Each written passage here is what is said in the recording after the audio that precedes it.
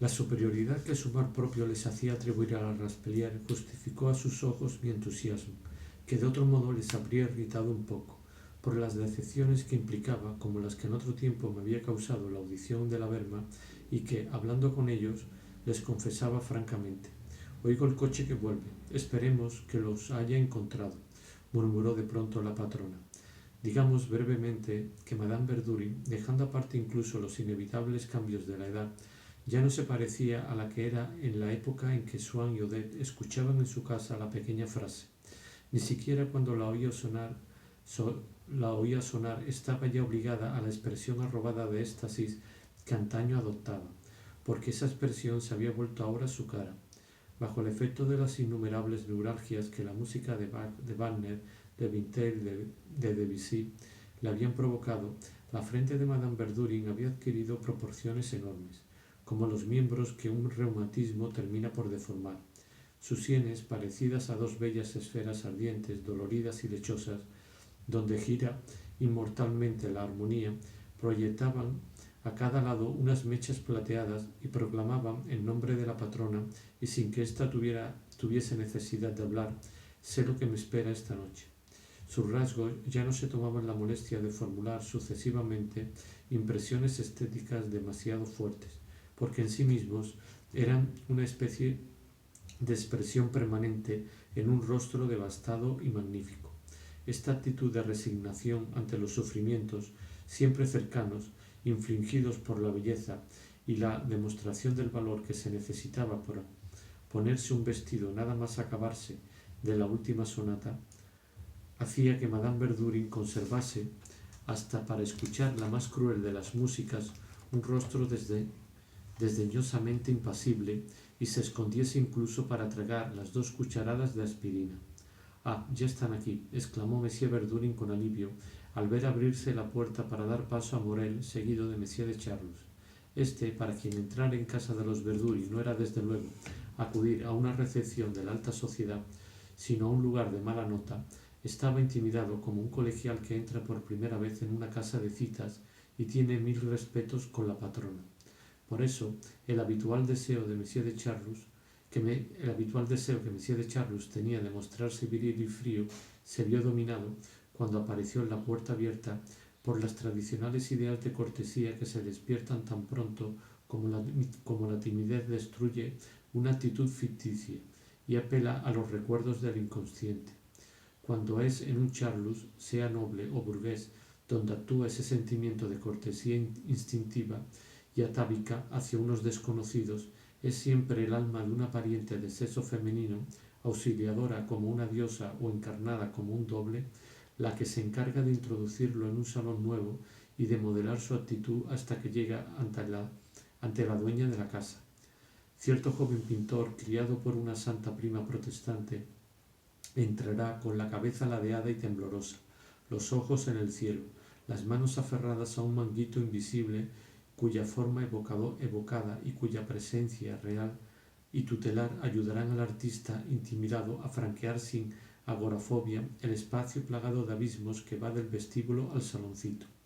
La piadosa pariente cuyo recuerdo le guía hoy solía entrar así hace muchos años y con un aire tan gemebundo que uno se preguntaba qué desgracia venía a anunciar cuando desde sus primeras palabras se comprendía, como ahora con el pintor, que iba a hacer una visita de digestión. En virtud de esa misma ley que quiere que la vida, en interés del acto aún no cumplido, haga servir, utilice, desnaturalice en una perpetua prostitución los legados más respetables, a veces los más santos, en otras ocasiones solo los más inocentes del pasado, y aunque en ese momento generase un aspecto diferente, uno de los sobrinos de Madame Cottard, que afligía a su familia por sus modales afeminados y sus compañías, siempre hacía una entrada gozosa como si fuese a daros una sorpresa o anunciaros una herencia, iluminado con una felicidad por cuya causa hubiera sido inútil preguntarle, debido a su herencia inconsciente y a su sexo desviado. Caminaba de puntillas, a él mismo le extrañaba sin duda no llevar en la mano un tarjetero de visita. Un tarjetero tendía la mano abriendo la boca en forma de corazón como había visto hacerlo a su tía y su única mirada inquieta era para el espejo donde parecía querer comprobar, aunque no llevase nada en la cabeza, si su sombrero, como un día le había preguntado Madame Cotard a Swann, no estaba torcido.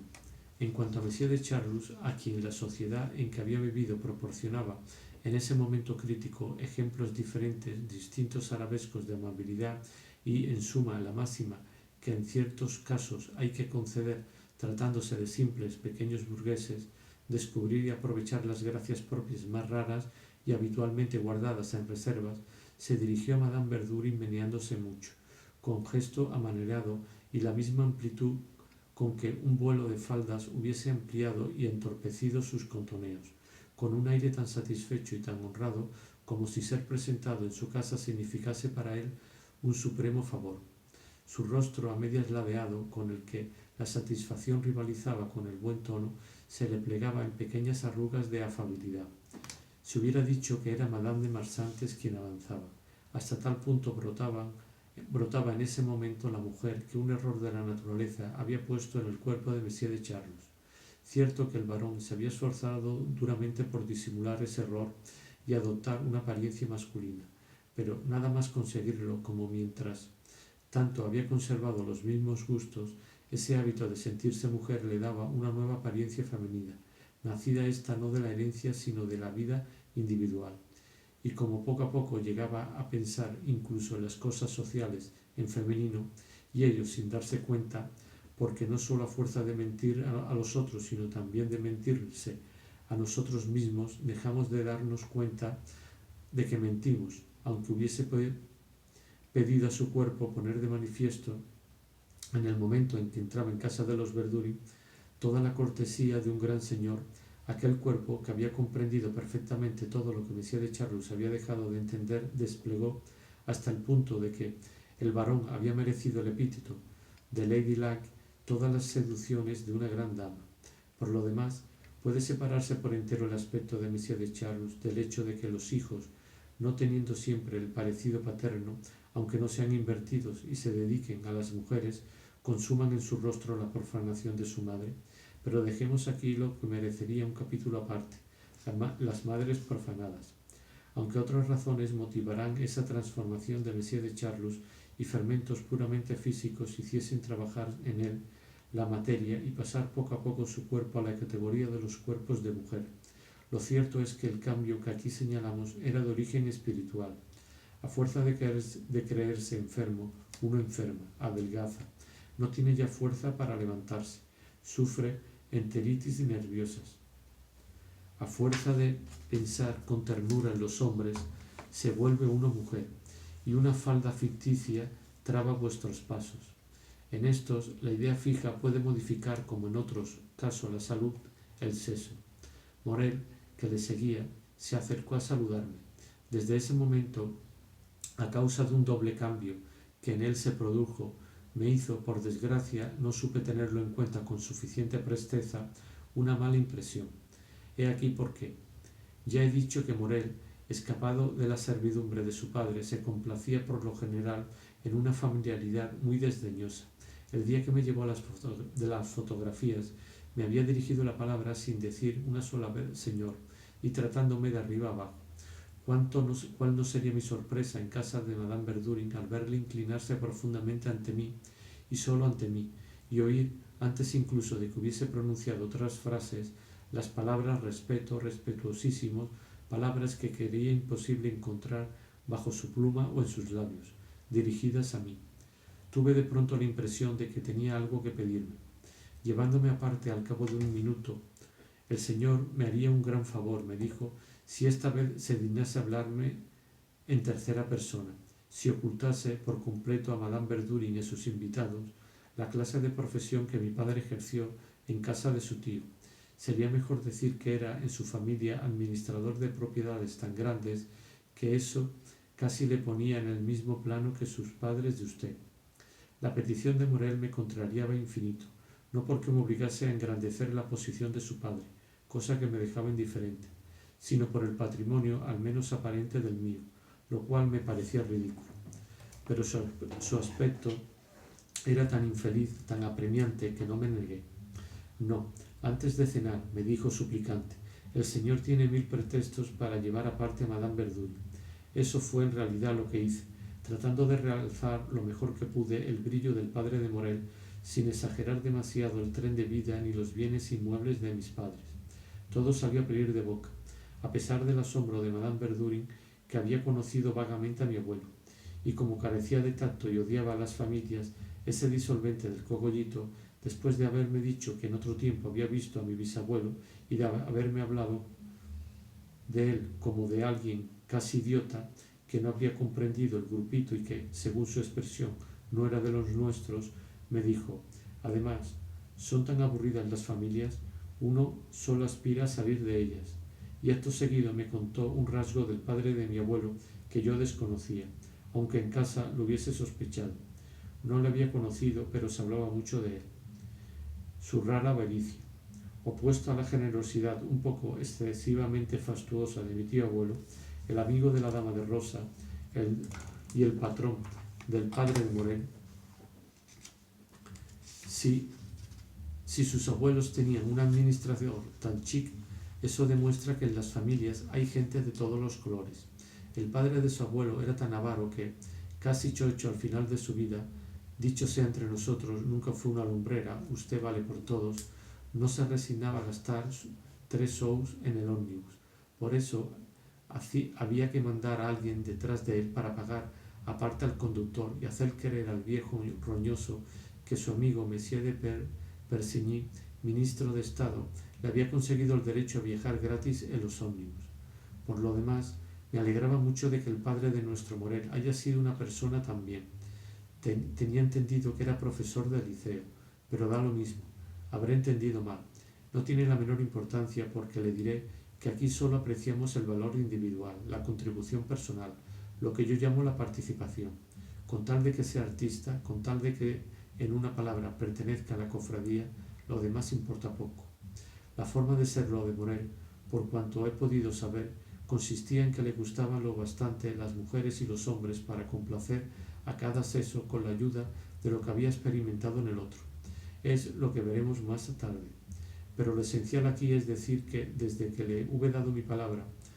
de intervenir cerca de Madame Verdurin y, sobre todo, desde el momento en que lo hice y sin posibilidad de vuelta atrás, el respeto de Morel hacia mí se desvaneció como por encanto. Las fórmulas respetuosas desaparecieron e incluso me evitó durante algún tiempo, arreglándoselas para aparentar que me desdeñaba, de modo que si Madame Verdurin quería que yo le dijese algo, que le pidiese determinado trozo de música, él seguía hablando con un fiel, luego pasaba a otro, se cambiaba de sitio si yo iba hacia él.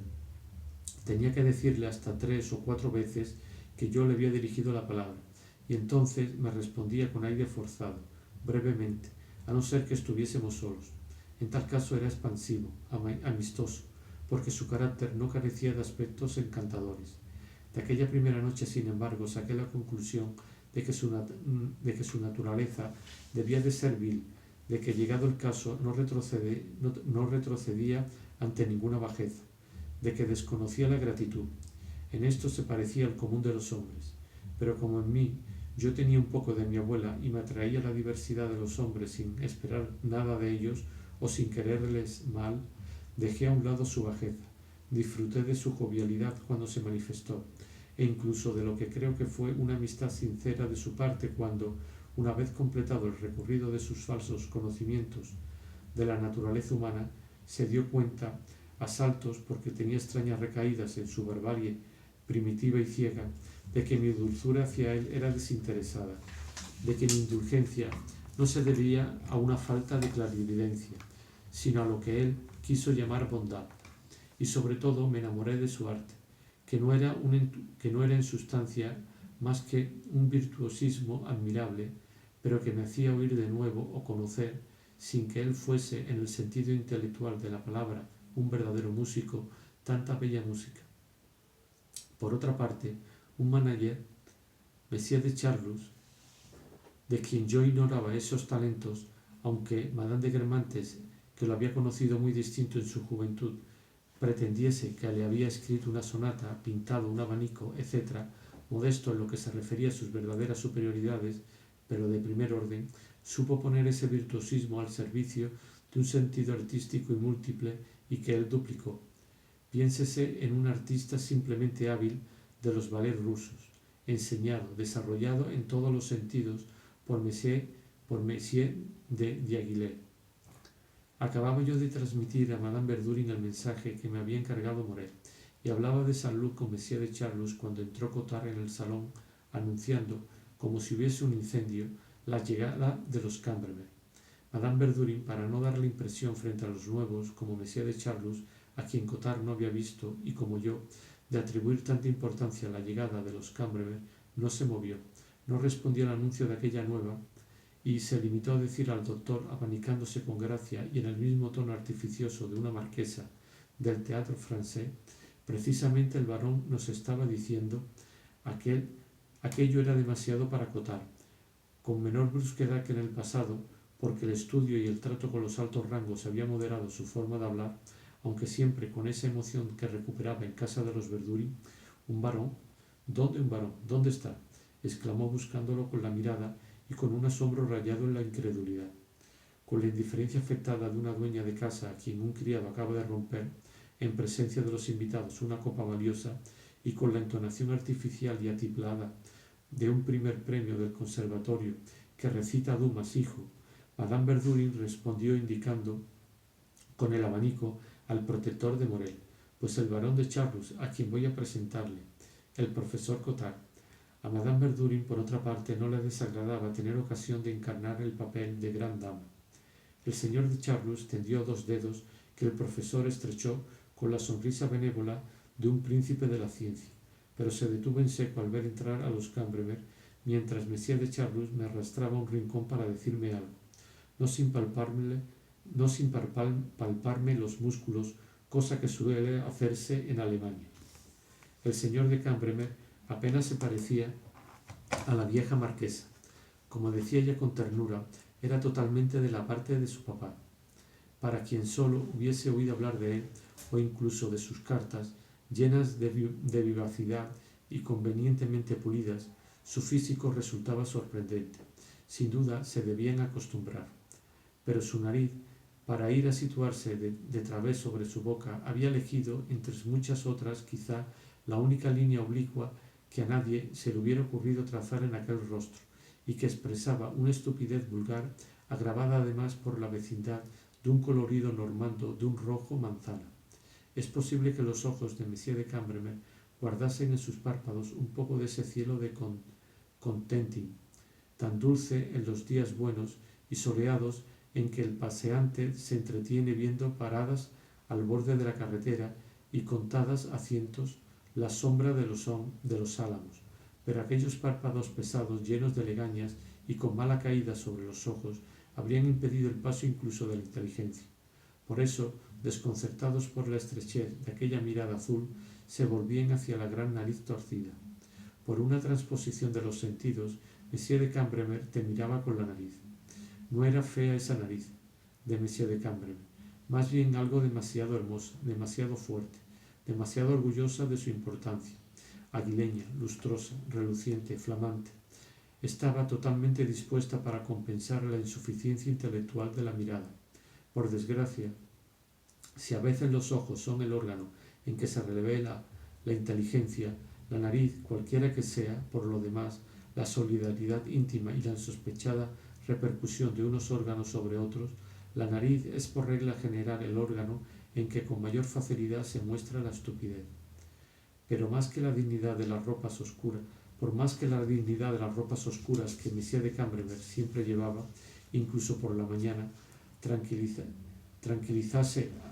a quienes deslumbraba y exasperaba el indolente esplendor de los trajes playeros de gentes que no conocía, resultaba incomprensible que la mujer del primer presidente declarase, en el tono sagaz y autorizado de persona con más experiencia que nadie en la alta sociedad de Alençon, que ante Madame Messier de Cambremer uno se sentía enseguida, antes incluso de saber quién era, en presencia de un hombre de elevada distinción, de un hombre de una educación impecable, muy distinto del tipo de los que iban a Baalbek, un hombre, en fin, en cuyo lado se podía respirar. Para ella, asfixiada por tantos turistas de Baalbek que no conocían su mundo. Monsieur de Cambremer era como un frasco de sales. A mí, en cambio, me pareció una de esas personas que mi abuela habría calificado enseguida de muy mal, y como no sorprendía el esnovismo, y como no comprendía el esnovismo, la habría dejado pasmada que Mademoiselle Legrand, que debía de ser difícil en materia de distinción y tenía un hermano también, se hubiese casado con él. A lo sumo, de la fealdad vulgar de Monsieur de Cambremer podía decirse que era un poco de la región y tenía algo de local muy antiguo. Ante sus facciones defectuosas que daban ganas de corregir, se pensaba en esos hombres de pequeños pueblos normandos sobre cuya etimología se equivocaba mi párroco, porque los aldeanos, articulando mal o habiendo entendido del revés la palabra normanda o latina que los designa, han terminado por fijar en un barbarismo que ya figura en los cartularios, como hubiese dicho Bichot, un contrasentido y un vicio de pronunciación. Por lo demás, en esos pequeños pueblos la vida puede transcurrir agradablemente, y Monsieur de Cambremer debía de tener algunas cualidades, porque si era lógico en una madre que la vieja marquesa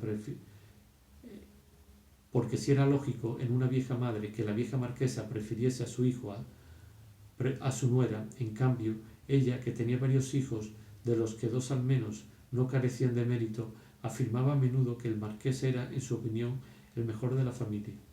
Durante el poco tiempo que había pasado en el ejército, sus camaradas, a quienes parecían demasiado largo decir Cambremer, le habían dado el apodo de Cancan, que por otra parte no había merecido en absoluto. Sabía adornar una cena en la que estaba invitado, diciendo en el momento del pescado, aunque estuviese podrido, o de las entradas, vaya, es lo que se dice una bonita bestia, y su mujer, que al entrar en la familia había adoptado todo lo que le parecía formar parte de aquel tipo de ambiente, se ponía a la altura de los amigos de su marido y tal vez procuraba complacerle como una querida y como si hubiese compartido con él su vida de soltero, diciendo en un tono desenvuelto, cuando hablaba de él a unos oficiales, podrán ver a Cancan. Cancan ha ido a Balbec, pero volverá esta noche. Estaba furiosa por comprometerse aquella noche con los Verduri, y solo hacía ruegos de su suegra y de su marido, en interés del alquiler, pero no tan bien educada como ellos, no disimulaba el motivo y llevaba 15 días burlándose de aquella cena con sus amigas. Ya saben que cenamos en casa de nuestros inquilinos. Eso bien valdrá un aumento. En el fondo tengo bastante curiosidad por saber qué han podido hacer con nuestra pobre y vieja Raspelier, como si hubiese nacido allí y allí encontrase todos los recuerdos de los suyos. Nuestro viejo guarda me dijo ayer mismo que todo estaba irreconocible. No me atrevo a pensar en lo que debe de ocurrir allá dentro. Creo que haremos bien encargando que desinfecten todo antes de volver a instalarnos allí. Llegó altanera y taciturna, con aires de gran dama cuyo castillo, debido a una guerra, ha sido ocupado por los enemigos, pero que de todos modos se siente en casa y se empeña en demostrar a los vencedores que son intrusos. Al principio, Madame de Cambremer no pudo verme porque me encontraba en un vano lateral con Monsieur de Charlus, quien me decía haberse enterado de labios de Morel de que su padre había sido administrador en mi familia y de que él, Charlus, tenía suficiente confianza en mi inteligencia y en mi magnanimidad, término común del barón y de Swann, para negarme el innoble y mezquino placer al que cualquier imbécil vulgar, ya estaba yo avisado, no habría renunciado, en mi lugar, revelando a nuestros anfitriones detalles que éstos podían creer humillantes. El solo hecho de que yo me interese por él y extienda sobre él mi protección tiene algo de supereminente, y abole el pasado, concluyó el barón. Mientras lo escuchaba le prometía guardar un silencio que también habría mantenido sin la esperanza de pasar a cambio por inteligente y magnánimo. Miraba a Madame de Cambremer, y me costó trabajo reconocer aquella cosa fundente y sabrosa que había tenido el otro día a mi lado a la hora de la merienda, en la terraza de Balbec, en aquella galleta normanda, dura como un guijarro, que tenía ante mi vista, en la que los fieles hubiesen tratado en vano de hincar el diente. Irritada de antemano por el lado bonachón de su marido, que su marido tenía de su madre y que le haría asumir la expresión de sentirse honrado cuando le presentasen a los fieles, deseosa sin embargo de cumplir sus funciones de mujer de mundo, cuando le dijeron el nombre de Brichot, quiso que trabase conocimiento con su marido, porque había visto comportarse así a sus amigas más elegantes. Pero la rabia o el orgullo se impusieron sobre la ostentación del saber vivir, y dijo, no como habría debido, permítame presentarle a mi marido, sino le presento a mi marido, manteniendo de ese modo en alto el pabellón de los Cambremer a despecho de ellos mismos, porque el marqués hizo ante Brichot una reverencia tan profunda como ella había previsto. Pero todo este humor de Madame de Cambremer cambió de pronto cuando vio a Monsieur de Charlus, al que conocía de vista. Nunca había conseguido que se lo presentaran, ni siquiera en la época de la relación que había tenido con Swann. De hecho, Monsieur de Charlus, que siempre se ponía de parte de las mujeres, de parte de su cuñada contra las queridas de Monsieur de Guermantes, de parte de Odette, entonces todavía no casada, pero vieja amante de Swann, contra las nuevas, había hecho severo defensor de la moral y fiel protector de las familias a Odette, y mantenido la promesa de no permitir que le presentaran a Madame de Cambremer. Esta, desde luego, nunca se había imaginado que habría de ser en casa de los Verdurin, donde al fin podría conocer a aquel hombre inasequible. El señor de Cambremer sabía que era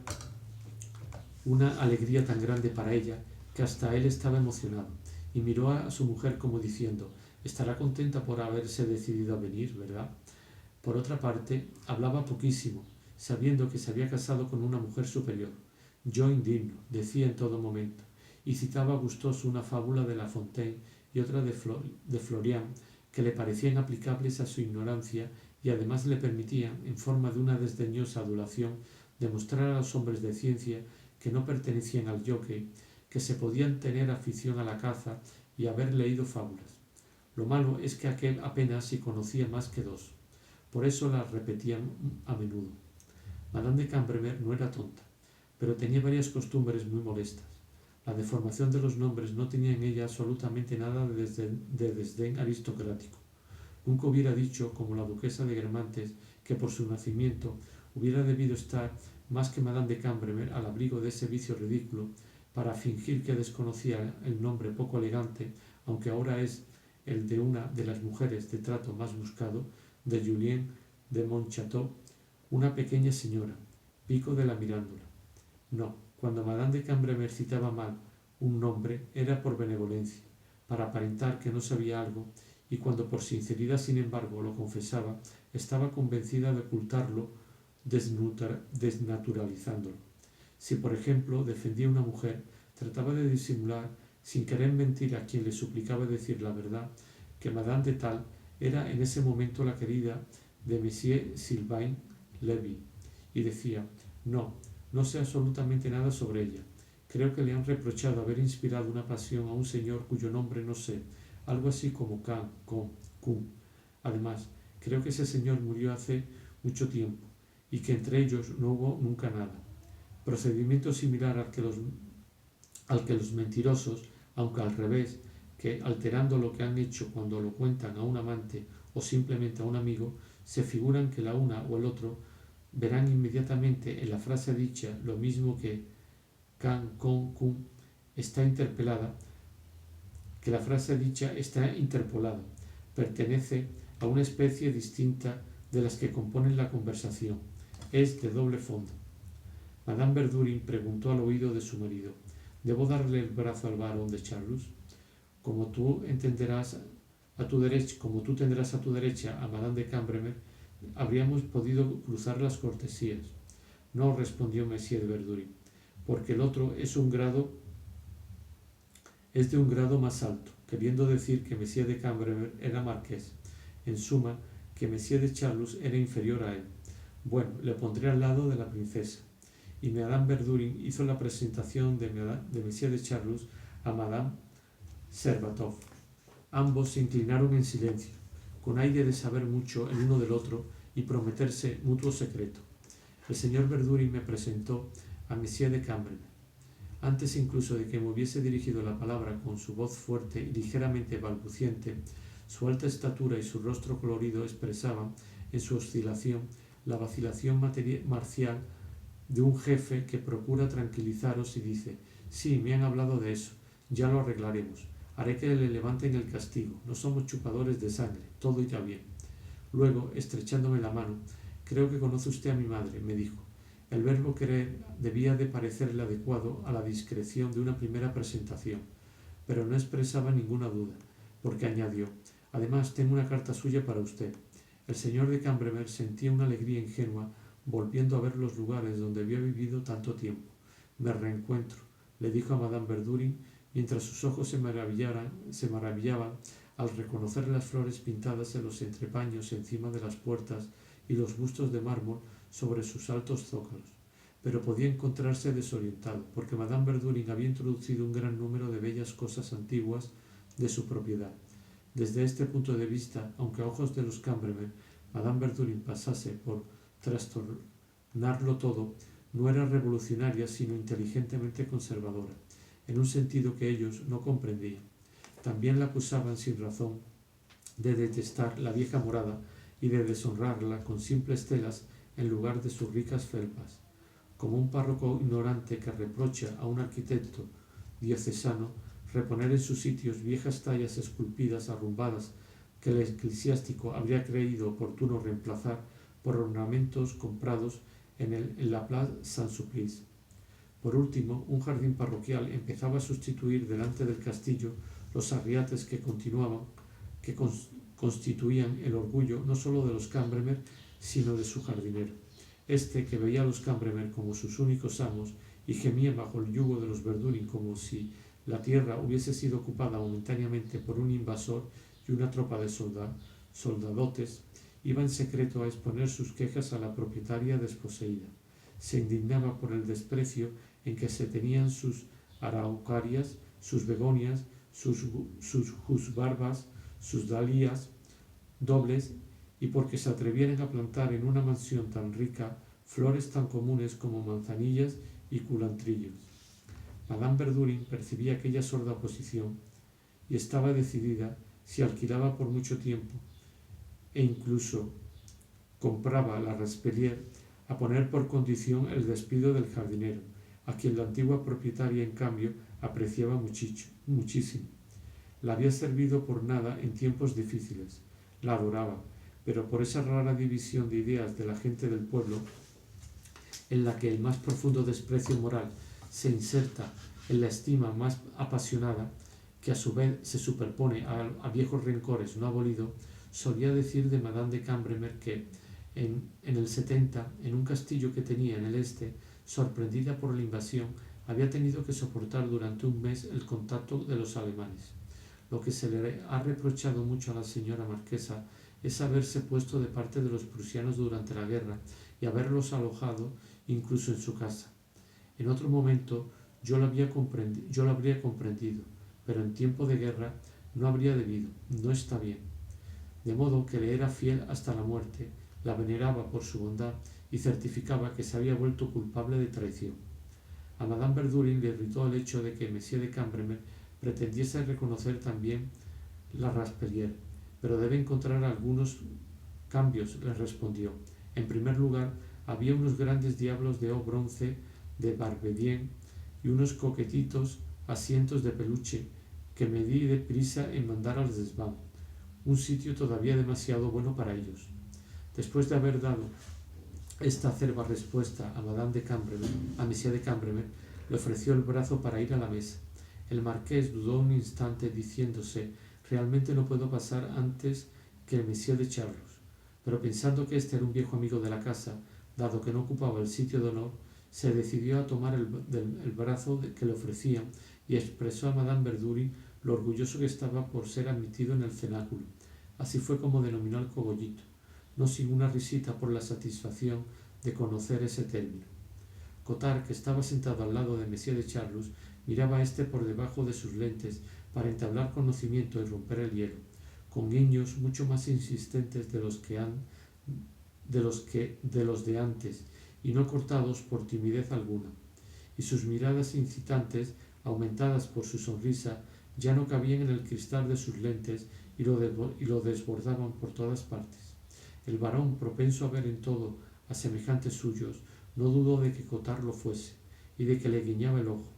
Inmediatamente trató al profesor con la dureza de los invertidos, tan despectivos con las personas a las que gustan, como ardientemente solícitos con las que les gustan a ellos.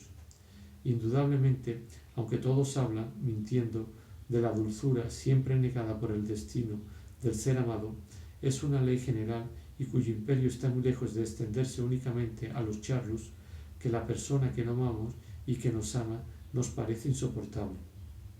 A esa criatura, a una mujer de la que no diremos que nos ama, sino que se nos pega como una lapa, preferimos la compañía de cualquier otra que no tendrá ni su encanto, ni su atractivo, ni su inteligencia. La primera lo recuperará a nuestros ojos solo cuando haya dejado de amarnos. En ese sentido, podrá verse únicamente la simple transposición, bajo una forma divertida, de esa regla universal, en la irritación causada en un invertido por un hombre que le desagradaba y le busca. Pero en él es mucho más fuerte. Por eso, mientras el común de los hombres trata de disimularla sin dejar de sentirla, el invertido se la hace sentir implacablemente a quien la provoca, de una forma que desde luego no se la haría sentir a una mujer. Por ejemplo, Monsieur de Charlus a la princesa de Guermantes, cuya pasión le aburría pero le halagaba. Mas cuando ven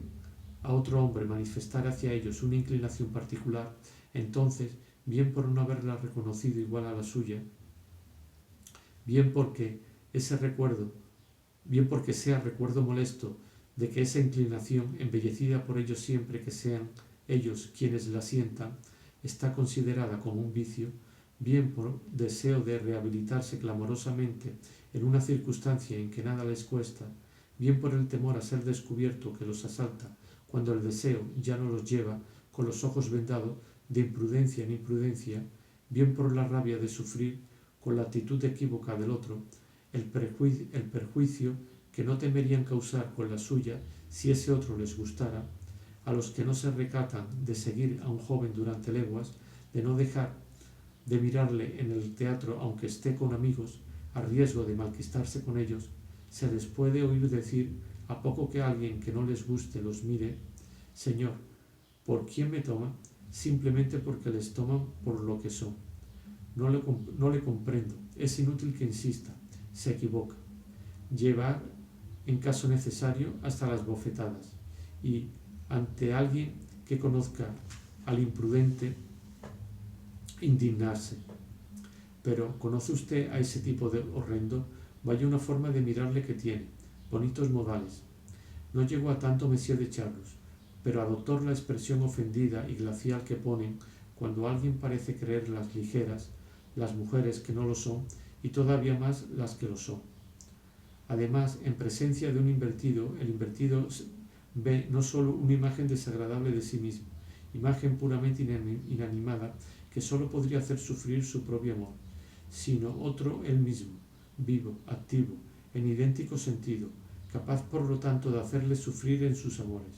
Por eso, por instinto de conservación, hablará mal del posible competidor, bien a las personas que pueden perjudicar a este último, y sin que el invertido número 1 se preocupe de pasar por mentiroso cuando desacredita al invertido número 2, a los ojos de personas que pueden estar al corriente de su propia situación, bien con el joven que ha levantado, que quizá le levanten a él, y a quien trata de convencer de que las mismas cosas que le conviene hacer con él arruinarán su vida si dejara llevar a hacerlas con el otro. Para Monsieur de Charlus, que quizá pensaba en los peligros totalmente imaginarios que la presencia de aquel Cottard cuya sonrisa interpretaba erróneamente haría correr a Morel, un invertido que no le gustaba, no solo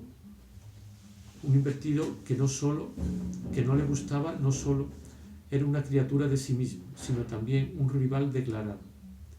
Si un comerciante que se dedica a un comercio raro, al llegar a la ciudad de provincias donde acaba de instalarse de por vida, ve que en la misma plaza, justo enfrente,